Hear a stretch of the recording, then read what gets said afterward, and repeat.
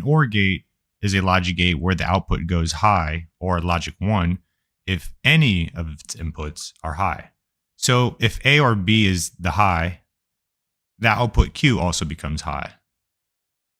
The logic or Boolean expression for an OR gate is if A or B is true, then Q is true. With OR gates, you can have more than 2 inputs, but no matter how many inputs it has, it will always give you a high or a logic 1 if only one of its inputs is high.